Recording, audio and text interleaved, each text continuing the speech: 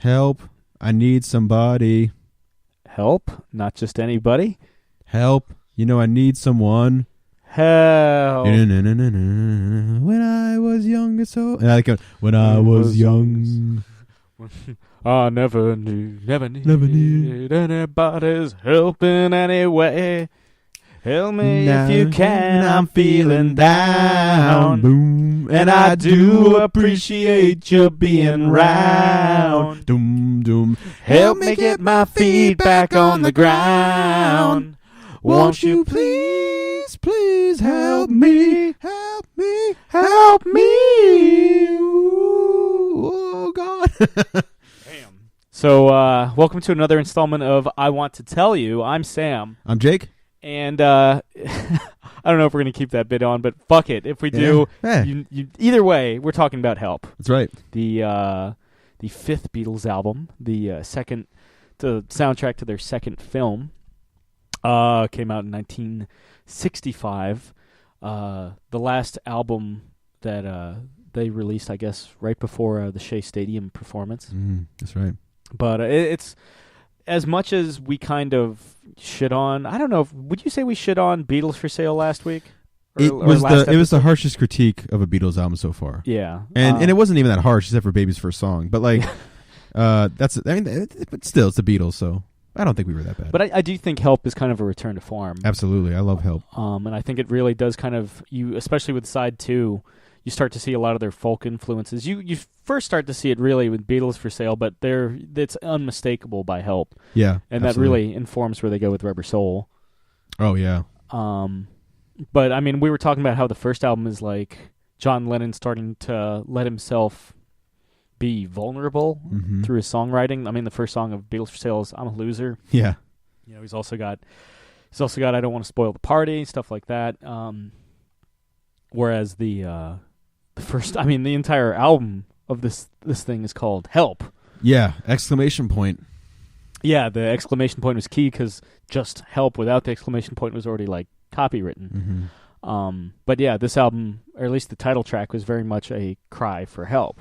Yeah, and they decided, like we kind of teased at the end of the last episode, they're like, why don't we just speed it up and make it more of a pop song? Yeah, it was originally written as a slower, like sadder number, and they're like, no. And it is one of those, like, when you stop and realize that and really think about it and read the lyrics, it's like not fun. You know, it's not supposed to be fun. Yeah, it's a guy actually crying out for help. Yeah, because at this point, the pressure of fame is starting to get to Lennon. He's trapped in a loveless marriage. You know, he's just feels like he's under constant scrutiny. He's unsatisfied about how he is physically. He calls it his Fat Elvis period. It's like, you're not really that. No, not really. Heavy. Yeah. You're just being hard on yourself. It's also crazy to think if we're going from like the 60 to 70 or even 62 to 70 recording period. I mean, this is kind of like the halfway point, for their recording career. Yeah. Yeah, I mean, this really is kind of like, and for me, we've talked about on the show how the Beatles are recording history is divided between like 3 distinct periods. Yeah. This really does close out the kind of mop top, like doo-wop, bouncy, happy Beatles. Yeah, I agree 100%. Because after that, they start to experiment hardcore and they start to do drugs hardcore. Start to do drugs, and they start to just really use that instrument, or use that studio as an instrument, as we like to say. Yeah. Though, I mean, I suppose at this point they have already been introduced to marijuana by Bob Dylan. Yeah, definitely. According to the Beatles themselves and the director, Richard Lester, who would go on to direct Superman 2 and Superman 3. They were basically high during the majority of the production of that film. But yeah, so I think that's where you're already starting to see the influences, where they're going to go with Rubber Soul on this one. Yeah, and I know we're not touching as much on the movies, but Help really is my first introduction to the Beatles in terms of it's kind of Monty movies. Python before Monty Python. Yeah, I mean I think it's my favorite, mostly because of nostalgia. Like I said, it really introduced me to them in terms of their movies, but just a really just funny movie. Yeah, no, it's just bonkers, It's and it goes more for the gags and, like you said, Monty Python-esque stuff than A Hard Day's Night does. Yeah, Hard Day's Night is just supposed to be like a snapshot of the Beatles, at the height of Beatlemania. Yeah. I always call back to first of all, their apartment is awesome that they share, and secondly, the Adventures of Paul on the Floor. Yeah, that's one of my favorite all-time things of all time. So. I like the intermission where they're playing. They're playing catch. It's just such a fun movie. Yeah, man. The fact that in Ringo's part of his own apartment, he still has to pay for the vending machine. He has to pay for his own drinks. Yeah, that's hilarious. Who collects? I guess the vending machine man, but the Lennon and McCartney. yeah, just like always. Yeah. But what do you think about the album cover?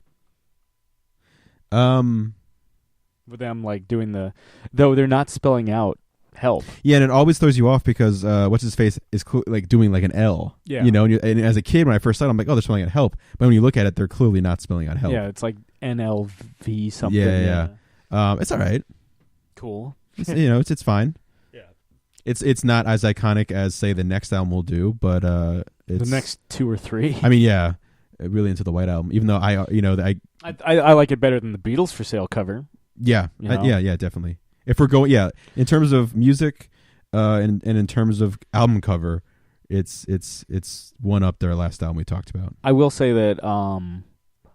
So I was talking on the Hard Day's Night episode. I had the album A Hard Day's Night, which had the second side. It didn't have it wasn't the Capitol Records release with the music from the film on side 2. My parents got me this on cassette tape, the Help soundtrack. They got me the Capitol Records release. So for years, I didn't hear the songs on side 2. Gotcha. So it still kind of has a bit of a new car smell. Nice. I'm like, why aren't they playing the music? Why aren't they playing the orchestral score? So I mean, it's a great album. It's a fun album. It is It's a lot more fun than the previous one. I mean, we've kind of already hinted at the title track, but how do you kind of feel about it? Great opening track. Yeah. A banger. Yeah. They were originally considering naming the album in the film 8 Arms to Hold You. Yeah. As a reference to Shiva. Because right. Help was, like you said, was copywritten. But yeah, I mean, it's a great opener.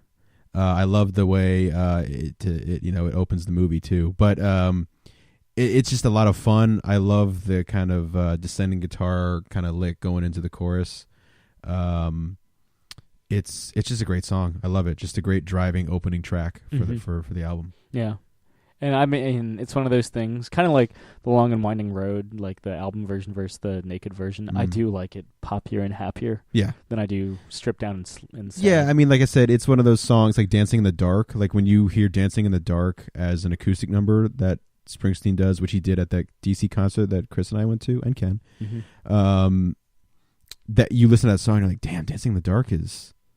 That's a sad fucking song. Yeah. But having that synthesizer and like that driving beat and Springsteen dancing with Courtney Cox in the music video, you're all jazzed up. Same kind of thing happens with Help.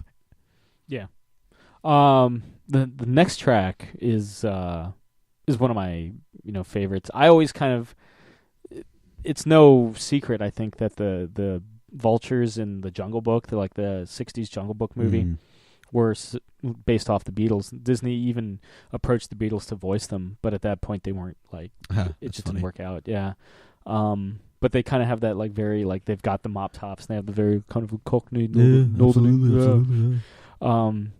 This is a song that I feel like is primetime Vulture Beatles. Like when you think about the Beatles in that movie, in not in Help, but in the Jungle Book, the Buzzard Beatles, I feel like given their like kind of more nasally voice, because it's a kind of a nasally song. Yeah. You can just imagine like Buzzard Men. It's just me, I think. I'm trying to put it all together, but I could take it. If you had to, basically what I'm saying, if you had to cosplay as the vultures in the Jungle Book. The funny thing is, I feel like this isn't the first time you've mentioned this either. No, it's not. I feel like it's on Geek Out. You've mentioned it once or twice. Yeah, there's 2 songs on this album that are like primetime Buzzard Beatles, and this is one of them. Like, you would just dress up like the fucking, like, if you were cosplaying as the Vultures and you had to play 2 songs, this would be one of them because of the way they kind of like, we said our goodbyes the night before. Yeah, you'd have the Buzzard Men. Like, just swinging in. Yeah, yeah, it's the night before. Yeah, if you couldn't figure it out by now. Yeah. No, I mean, again, this is one of those albums where it's going to be a lot of I love this song, but the night before is great. I love the kind of call response backing vocals, a great McCartney lead vocal. Just Lennon on the electric keyboard too. Yeah. It's the first album where they're comfortable enough as keyboardists to play the keyboard instead of George Martin. That's true. And George Martin is a fucking secret weapon, man. Yeah. Or maybe not so secret weapon. But it's a great song. I'm a sucker again for melody, and it's just a great track. It's got a nice, like, kind of jangly guitar solo. Absolutely, yeah, and it keeps that energy going. Again, for an album called Help, that the genesis is a depressed Lennon. If you never knew that it was a literal cry for help, and you watched the movie and listened to the album, you would never know. Yeah, and a song like this just keeps that momentum going. Yeah, the next song is actually my father's favorite Beatles song of all time. Oh, You've Got to Hide Your Love Away, which, according to all the Beatles, Lennon included, was Lennon just channeling Bob Dylan. Yeah. It's like, this is basically a Bob Dylan song, and somebody was asked, like, when he was writing, like, the lyrics, he said 2 feet small instead of 2 feet tall, mm-hmm. and, like, one of the reporters or somebody, or I think their biographer, like, was in the room with him. He's like, why? And he's like, the Suds will love it, like, as in, like, the pseudo-intellectuals. That's a very Lennon thing to happen. Yeah, really is one of the most beautiful songs. I think McCartney also really, in an inverse of the Hey Jude moment, and I'll leave that for a tease for what happens later on. But I think McCartney really kind of was like, hey, that's a good line. Yeah, I'd keep that. And McCartney and Lennon their egos weren't big enough to be like, I'm not listening to you. Like, they know that each other, it's still very much a partnership. At this time, yeah, it hasn't. I mean, the funny thing for me, and I feel like you'd agree with this, is that as much as Lennon and McCartney is credited as this great songwriting team, for me, it's more about their competitive nature than it ever was about being a songwriting team. The early Beatles, which we're talking about now, of course, very much so, but especially I think when we get on to like Act 2 Beatles, it's not as much of a songwriting team as much as it is that I can do better than this, or this has inspired me to do better than I could have done. Which is kind of what fuels their eventual fissure, if you think about it. Yeah, I mean, it's a double-edged sword, but like I think that was their strongest thing, is that Lennon and McCartney were so talented and great, and it helped with Harrison too. I mean, he saw it, even though he was very unfairly kind of shunned for so long. But yeah, I think that's what really inspired Lennon and McCartney, was being like, oh man, I could do that. Yeah. But it's a great song, though. I mean, I love, just going back to the flute. Going back to Help, fucking Harrison's buddy, doesn't he pulls out the flute? Because Harrison's apartment in Help has grass and a gardener with the Joker teeth. Yeah, he uses the Joker teeth to cut the grass. Just a weird fucking movie. It is, but it's a great song, and the folk stuff here, it's really good, and it's not a rockin' number like the first 2 tracks. But it's like a nice. It's not melancholy. It's almost either. like a nice sorbet. Yeah. Just getting ready for the next track. An after dinner coffee. Yeah, exactly. Yes. The next track is a Harrison track, though. Indeed. It's "I Need You," which they play on Salisbury Plains in the film.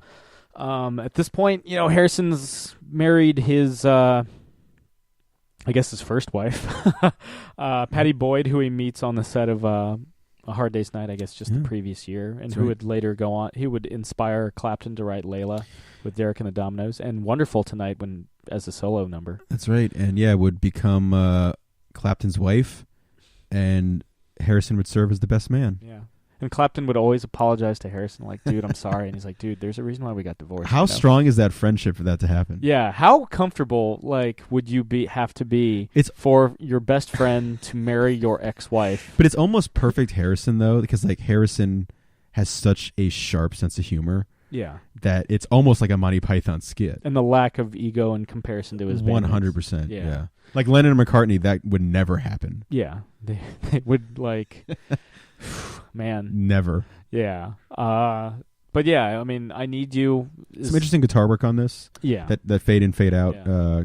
kind of guitar lick. Yeah. Bum, bum, yeah. Bum, bum. Where they're really starting to. It's not as. Something I've noticed with like the first side, it isn't quite as like. The guitar work isn't as clean. No. It's a little. They're allowing a little more distortion in than they normally had before. Particularly with this one. This isn't like. Also, I meant to reference, because I feel like he doesn't get enough credit. Ringo's drumming on the song "Help" is really solid. A lot of those rolls that he goes into. Yeah. Really good stuff. Which kind of gets, unless you're listening for it, kind of gets lost. Because that was the thing about Ringo. He didn't mind being the invisible drummer. No. He was just like, I'm supposed to provide you guys with rhythm. Yeah, he's not a showy guy. And a lot of the drumming in "Help," the song in particular, reminds me a lot of like the rolls in "She Loves You." And so, yeah, again, I think because he doesn't get talked about a lot doesn't necessarily mean you're downplaying Ringo. It's that he's doing, he's just so, like you're saying, the invisible drummer, just the perfect thing you need for the song. Yeah. Your focus on a band shouldn't be the drummer, the focus should be the front man. Yeah. Unless your drummer is the front man. Yeah. Like, I guess, like Genesis. Yeah, or the Eagles. Yeah. Yeah, Glenn Fry. Or not Glenn Fry, Don Henley. That's right. Mm-hmm. But sometimes Don Henley plays guitar, too. True. Yeah. And like even like Dream Theater, like Portnoy is this amazing drummer, but there's so many moving parts going on that you're not just sitting there going, "Wow, look, this is Mike Portnoy." You got Jordan Rudess, you got like Petrucci. John Bonham. It's John all Bonham eyes, too, yeah. all eyes on Jimmy Page and Robert Plant. And I always thought that fucking John Paul Jones was the backbone of that band. 100%. And one final thing to bring in another guy. One of the drummers, Charlie Watts. Yeah, no, he's the stable motherfucker of Rolling Stones. But Keith Moon is one of those drummers that is one of the most unique drummers. That he's one of those rare examples that you can listen to a Who song and you're just mesmerized by the drums the whole time, because everything is off kilter with Keith Moon, but it works perfectly because it's Keith Moon. Yeah. I mean, yeah. So Ringo, I mean, he's also, we see some stuff. I mean, it's very much. I mean, he kind of has a big role in Hard Day's Night, arguably the biggest role, and he's got the biggest role, of course, in Help as well. Yeah, he's about to get sacrificed. Yeah, he's the target of an ancient cult. But the next track, is even more distorted, I think, than I Need You. It's Another Girl by McCartney. Oh yeah, another great McCartney track. Yeah, I think he plays guitar on the track too, in addition to the bass. It wouldn't surprise me. Yeah, but it's just a nice little number. He kind of dismisses it as filler, I think, in some of his later interviews, but it's still like a really. He never goes like full on like Lennon with his stuff, where he's like, it's trash, it's garbage. Yeah, terrible. Yeah, some crap I wrote in Baby's India. first song. Yeah. I don't even know if Lennon would go that far about it. Who knows? Yeah. He was the most self. But yeah, Another Girl is a fantastic number. Now the next song is the other song I was talking about. That's like prime time Jungle Book, Vulture Beatles. I'm talking about Vulture Beatles. You're Gonna Lose That Girl. Oh, I fucking love this song. Yeah, because you got like, yes, you're gonna lose that girl. You're gonna lose that girl. You're gonna lose. I love the bridge. Make a point, taking her away from you. Watch what you do. Yeah. That's totally Vulture Beatles. Yeah. Like I could see that 100%. Yeah. Like Night Before, yes, but this song, like, definitely. Yeah. Totally. Like, and you've got to make it a little more dynamic, and they're still, enjoying. I think. This album, they're embracing the 4-track more than they ever have before, because you've also got, in addition to doing the drums, like, and I feel like Portnoy referenced this during his Yellow Matter Custard days. He was like, how cool in Help was it to see that fucking cigarette hanging out of Ringo Starr's mouth when he's playing the drums for You're Gonna Lose That Girl. Yeah. And it is cool. Yep. But don't smoke, kids. Unless you want to. Unless you're of legal age. Yeah, 18 or older. Consequences. Yeah. The Surgeon General's warning is on the package for a reason. But yeah, how many kids like stuck a candy cigarette or maybe a real cigarette, unlit, of course, in their mouth, hanging out there while drumming? Yeah, they pulled a Clinton. They didn't inhale. They've got the. In addition to playing the drums, Ringo's also playing the bongos on this number. Get it? And I think Paul's playing the piano for this one as well. Nice. You know, this is totally random, but speaking of like bongos or drum percussions, Adele in a Hello plays the percussion on that song. Oh. So Okay. Cool. Good for her. She the best. Yeah. She the best. She the best. But yeah, you're gonna lose that girl. Great. Fun. Yeah. Oh, it's so much fun. Yeah, it's such a beautiful Especially song. thinking of those vultures, man. Yeah, man. Just like their long necks swing in, you know? Yeah, that's... And like that driving, the taking her away from you, watch what you do. Yeah. Yeah, it's yeah, just these vultures like hunting you down, like poking you, like, dude, you're gonna lose that girl, man. Yeah, you're gonna lose your fucking and eyes. And the way too. it ends too. Yeah. Lose that girl. Yeah, it's just a beautiful number. I think we were singing all over this one. Yeah, it's good stuff. I feel like we're gonna do that more and more Oh, now that yeah. we're really getting into the and then we'll get to Let It Be, or maybe even the White Album. That's not when you go and run around singing. Yeah, you don't think I'm not gonna sing like Rocky Raccoon. I will sing Rocky Raccoon. You can sing. I'm trying to think, just a total on the spot moment. Like, what's a Beatles song that you love that I don't love, a la like Rocky Raccoon? I feel like we've had that discussion too, and I can't really. How do you feel about Dig a Pony? It's not bad. Okay, so that doesn't count. How do you feel about? I mean, the good thing is if we can't think of it, we're gonna go over every song they've ever done. So yeah, we'll get there. Yeah. But that'll be a fun tease for when we get to Rocky Raccoon. Yeah, the next song is the last song that's in the film. Closes out side one. I think it's probably up there with the title track as the most iconic song from the film, though not the most widely known song from the album. It's Ticket to Ride. This is in the movie, this is the scene where I was like, I want to be in the Beatles because it looks like it's so much fun. Yeah, all you do is ski in Austria. Yeah. Awesome. And one of my favorite moments in anything Beatles related, like music videos, movies, anything, interviews, is at the end when like they're playing the piano and they're all lined up and a hand reaches up and grabs one of them and they don't know whose hand it is and they all run away like skiing, freaking out. Yeah. And then I think Harrison bites it hard, and they all you see. There's a montage of them all but he hits it like hard, where it's like he's like, and he just gets up, and has his look on his face, like son of a bitch. There's a shot where like McCartney falls down. You can clearly see on his face, he's like, oh, "That's my ass." Yeah, that's my coccyx. Yeah, right there. Yeah. But no, this is speaking of great Ringo kind of rolls and drums. Great drumming and Ringo from this track. Well, Lennon would call it like the first heavy metal song. Yeah. And it's so funny whenever you like mention something now, they're like, "What the fuck are you talking about?" Because again, they're thinking you like hear the guitars, 21st century metal to like 1960s, even 20th 70s century metal. But like I mean, and again, the Beatles, in my opinion, basically invented heavy metal. But I know some people are going, "What the fuck?" Yeah. We'll get there. But this is I totally agree with it. But the rolling drums and the kind of like chugging along and the jangling guitars, I totally say it's an early heavy metal rock track. Though it's one of the softer songs on the album. Yes, which is funny. But yeah, I think in terms of like the percussively, absolutely. Yeah. Because a lot of the dun dun. How do you feel about the outro? Like where they the outro, baby that bums me out because I want to hear more of that.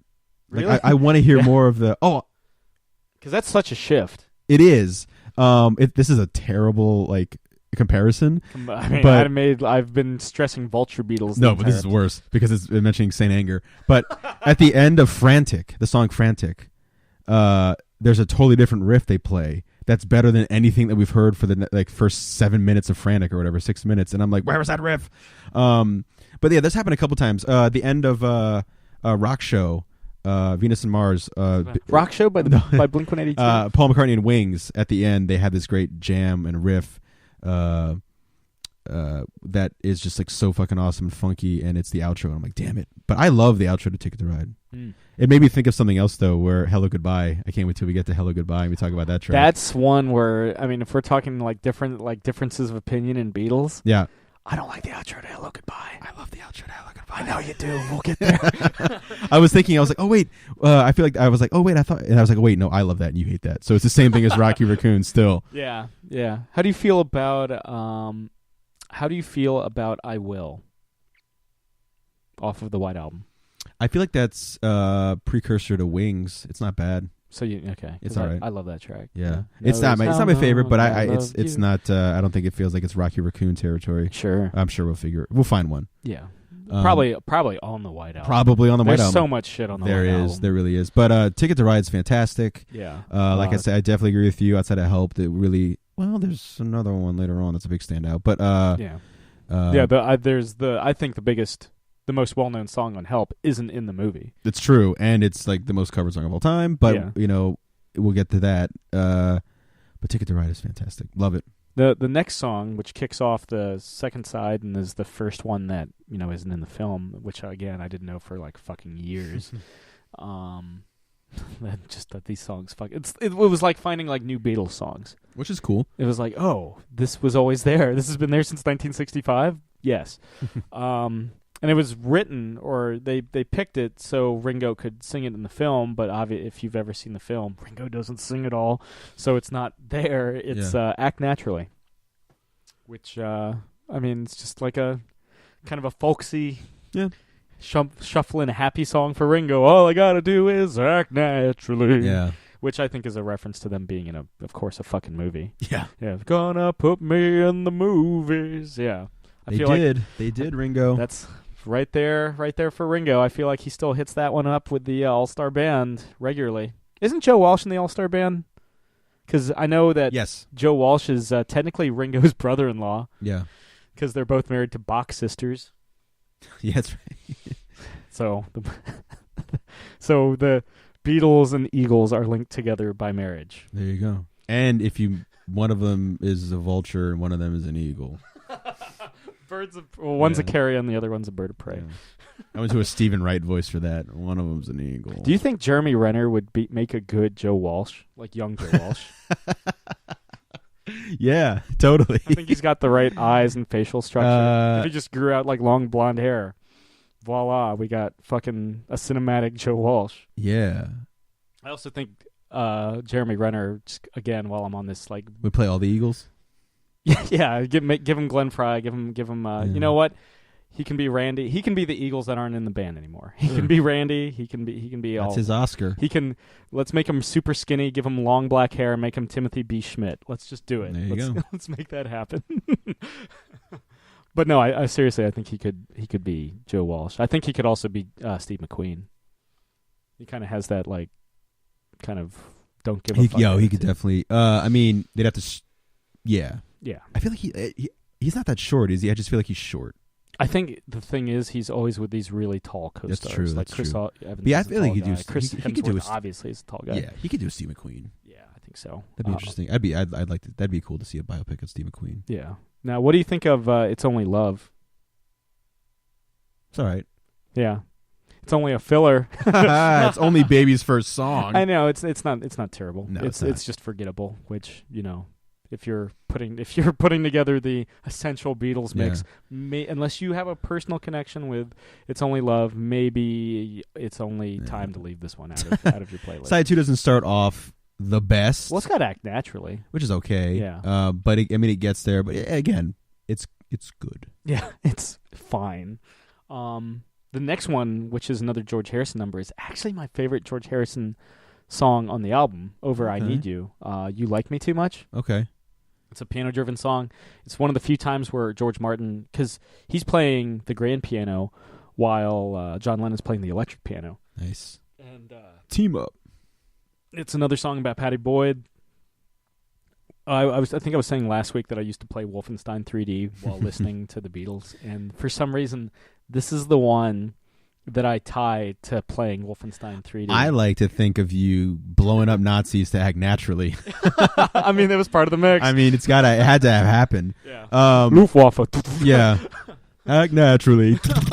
Again, taking out the Frankenstein zombies in episode 2. What I do like is this, kind of rush of inspiration from Patty, Patty Boyd being his muse. Yeah. And so you get these kind of tracks from George. I mean, this is the first album where he's got more than one song. Yeah. He hadn't written anything on Hard Day's Night or Beatles for Sale. Yeah. So this is like his first album in a while where he has any written compositions at all, let alone 2. Yeah. So it's cool to see him and of course he steps up in a major way in like middle act Beatles.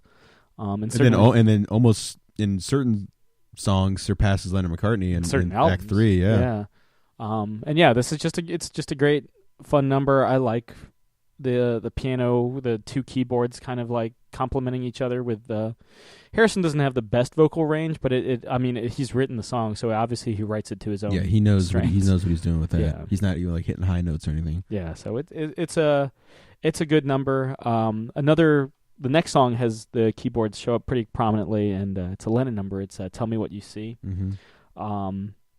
Tell me what you see is me. Yeah, that's a kind of it's kind of a folksy number too, but it's not like quite as folksy as say Act Naturally or You've Got to Hide Your Love Away, but it definitely has that kind of cascading guitar. All the cascading guitar is kind of a thing throughout the album at certain moments, especially with the song Help and even Ticket to Ride. But sure. Again, the folk influence, he's wearing it on his sleeve. Like you said, it's not as prevalent, but it's there. Yeah, it's a fun little song. Mm-hmm. It's probably the last. It's the last really Lennon song on this album. Yeah. It's a fun one. The next one's your favorite, you would say? Yeah. I've Just Seen a Face. One of my favorite Beatles songs, and one of my just favorite songs. It's interesting because there's no bass on it. Yeah.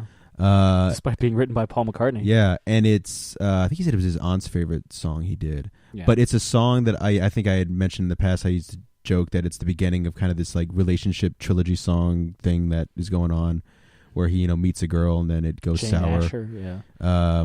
In terms of like a trilogy of songs, but it's one of the few songs he played, a few Beatles songs that he played live when he toured with the Wings. Yeah, he also played it on his MTV Unplugged. Yeah, 2 of the 5 songs actually he plays in his Wings era, because he only played 5 Beatles songs. 2 of them are on this album. But yeah, I've Just Seen a Face. I think it's just a catchy song, a fantastic. Again, just really acoustic guitar kind of thing going on. Fantastically paced, kind of like it's so good. It's seriously one of my favorite McCartney tracks, and that's you got hundreds to pick from. Mm-hmm. Just a lot of fun. Yeah, and just this joy. He when he is writing, and Lennon, and they all have this quality, but from McCartney, when he is writing a song about falling in love, it's the happiest thing in the world. Yeah, and when he's writing a song that you're falling out of love or realizing it's not working. You feel it as well, and you feel the joy of that crush or whatever for the first time, seeing that face. Well, and I think like his next, the next song really is kind of about falling out of love, when it's just kind of like it was so easy and so happy and so fucking joyous, like yesterday, but today it's not as he's longing for yesterday because this is the one that. Really, it's the most covered Beatles song of all time. Yeah, and it's song. Oh, just period. So yeah, by that default, it's definitely the most covered Beatles song. Yeah, but it's game changer and cliche things like that. But it really is. There's no other Beatle on the track either. No other. Yeah, to the point him. where George Martin suggested to the Beatles manager at the time, Brian Epstein, he's like, "So do we just release this as a Paul McCartney solo number?" And Epstein was like, "We're not breaking up the Beatles." Yeah, that would have been a mistake. Yeah. I feel like all the other Beatles were a little bugged out. I think so. And just to give a bit of context for this, the first time Lennon does something like this isn't until the White Album. Yeah. And so he only does it once. Yeah, and so for Lennon McCartney had already been doing this since '65. And Lennon doesn't do it until 3 years later. Yeah, it's kind of interesting. You think Lennon would have jumped in right at the the next album to try to do it, but this is the one where McCartney's by him, like he's on stage, he goes out by himself. It's like the big Ed Sullivan show. Yeah, he tells a really famous story about him getting ready to go out by himself. He doesn't have his boys with him to rally behind, and he's standing there ready for the curtain, and the curtain guy's about to open it up, and he goes, "You nervous?" And McCartney's playing it cool, and he's like, "No, I'm good. And he goes, "You should be. There's 73 million people watching." And he pulls the curtain open, and Lennon and McCartney was like, "Oh shit!" Just that last thing to hear. Yeah. But again, Lennon tells a story that this is years after the Beatles have broken up. Him and Yoko are having dinner somewhere in New York City, and a violinist comes over and plays Yesterday. And then after playing Yesterday, he asks Lennon to autograph his violin, and Lennon does it, and he's just like, didn't have the heart to tell him I wasn't the one that wrote or performed on that song. But then again, I suppose he couldn't have played me "I Am the Walrus." That would have been great. But I mean, yeah, I mean this is the, you know, there's plenty of big ones, but this is one of the all timers. Yeah. My father does not like this song. Really? Yeah. I mean, it's funny because you know what my father's 2 least favorite Beatles songs are? Yesterday. Yesterday's one of them. I don't know the other one. I don't agree with them. Okay. But it's Hey Jude. Wow. Yeah. Thinks it's overrated. Hey Jude, I can kind of, I mean, not Hey Jude, I'm sorry. Yesterday I can kind of see, because like I said, in most covered songs, it's played everywhere, you can't escape it. But Hey Jude is like, Hey Jude is the fucking tits. Yeah, well, I guess my father isn't a fan of Memories. I guess. Hey Jude is, oh man. Hey Jude is one of the Again, one of I the think he greatest thinks songs. it's overrated. I don't think he likes the 2.5-minute outro. That's what makes it for me. Again, I love a good yeah, outro. I love a good outro. Yeah. No, I mean, more props, Mr. Jack Stone, but I got to disagree with you on that one. Yeah. But yeah, this, I mean, I don't mind Yesterday. I don't either. Yeah. I've just seen a face more, but yeah, I mean, what is my favorite McCartney track on this well, song? the famous thing is it's Scrambled Eggs is when he couldn't come up with the He was also convinced that the melody was already taken. Yeah. For months he would ask around, like, hey, have you ever heard this? Like, he would play like on a piano or a guitar, like, have you ever heard this melody before? And they're like, no. Yeah. And finally he was confident enough to like, all right, well. I feel like this is one of the dream songs he had, kind of like Let It Be, where it came to him in a dream. It was, yeah. And he kind of woke up with his hands on the keyboard, and he's just kind of like, all right, here we go. Yeah. That's so funny. Your dad doesn't like Hey Jude. I mean, again, I can totally see where he's coming from, because that is a mammoth beat, one of the big Beatles songs. Yeah. But, oh man, I love that song. Na. Yeah. Again, thinks it's overrated. And that's the one who drops the F-bomb. Yeah. You can hear Paul McCartney say fucking hell in that song. Around the 2-minute 53 second. Somewhere around there, yeah. He said he hits a wrong chord and says fucking hell, and Lennon left it in the was mix. like, you have to keep this in because we got to prove that McCartney isn't a goody two shoes. Yeah, and not perfect. Yeah, that's the big thing. He's not perfect. Yeah. Such a Lennon dick move. Well, and at that point, the competition was running fucking hot. Yeah. The time they played it live, I don't remember what TV show it was, where McCartney's in like the kind of maroon purple kind of thing. That's a great Beatles one where the whole studio audience sings along. Semi-live. Semi-live. Yeah. But the next song is Dizzy Miss Lizzy. Oh, great opening. I love the guitars. Yeah, great cover. Last time they do a contemporary cover. They do like a folk song on Let It Be. We'll get there, but yeah, this last time they do like a contemporary cover. Yeah. Kind of a weird way to close out the album. Side 2 is an interesting beast. It's basically what they have. Yeah. Now that we're going, song by song and thinking about it, side 2 is interesting. Compared to side 1. Side 1 is on point. And I'm not on site even. And I'm not saying side 2 isn't good, but it's a very interesting album. A very interesting, last half of the album or last collection of songs. Totally, yeah. I think. I mean, it's an okay song. It's just like, hey, we've got this. We need to make it 14 songs.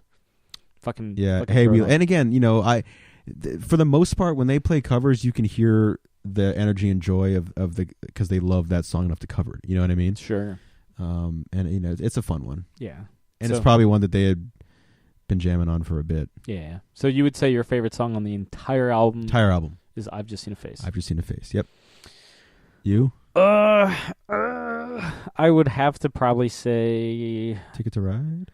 I do love Ticket to Ride quite a bit, but it might be Vulture songs. I do like the Vulture songs. God, I love the Vulture songs. Both of them. But it's probably Ticket to Ride. Ticket to Ride's great. Yeah, I've Just Seen a Face is certainly up there. What's the You Like Me Too Much is certainly on there. Like makes the short list. Both Vulture songs make the short list, but more so You're Gonna Lose That Girl. One of the writers for like Rolling Stone was like, You're Gonna Lose That Girl is where they perfect the formula they created with I Want to Hold Your Hand. I'm like, blow it out your ass. He was also like, Helter Skelter sucks. I'm like, you suck. Then that guy sucks. Yeah. It was voted. I remember one of the Beatles books I have. Helter Skelter was voted the least favorite Beatles song back in the day, but that's probably because of they hadn't listened to Revolution 9. That, or they just didn't even think of it as a song, but probably because of the unfortunate the surroundings. Manson stuff? Yeah. What would you say is the weakest song on the album? I would say It's Only Love. No offense. Yeah, I mean, I would too. Yeah. It's only the weakest song on the album. Yeah. But hey, they can't all be bangers. That's right. John or Paul. Yeah. But he does a good job. So does George with his 2 appearances. And Ringo does a good job with Act Naturally. But yeah, it's Help. You know, it's a fun song. It's a fun album. Is it? This might be too, not on the nose, but too, I don't know what other words I'm looking for. Would you say it's the last of the innocent Beatles? I mean, that's Act 1 Beatles, right? Yeah. They are known for I mean, their even though innocence. they got the pot thing in the back, but like the last of what you can, like you were saying, the innocent era. Yeah, because now they're getting a little... They're getting bolder. Yeah. They're more willing to experiment. They only tour for about 1 more year, and then they're done touring forever. Yeah, I can't stress Once enough. they're done touring, then it's like we don't have to be family friendly anymore. Yeah, I can't stress how mind-blowing it is that they didn't tour and they stayed that successful. Yeah, that's crazy. Yeah, their most iconic album, Sgt. Pepper's, they never toured. Most of their iconic songs later on, they never played live. White Album, never played live as a band. Yeah, and so much of like, McCartney's still digging out tracks. He's like, we never played this live as the Beatles. Like now, he's still doing that. Yeah, he's like, I never played this live. Lovely Rita, I've never. Oh yeah. But it's interesting because, as we're obviously we're going to be going into Rubber Soul territory. It's an album. Last one they technically tour. Yeah, it's an album and the start of, in terms of an ending point for this or this era. It's the start of what's kind of like the accident-prone Beatles in a sense that, they're experimenting, and so much of what became iconic either came from happy accidents, like the album cover itself, Rubber Soul, or just little funny things in their studio. And we're really getting into the most fascinating time for the Beatles for me. Yeah. Middle period Beatles is what they'll be known for. That's where they really revolutionize the game. Yeah.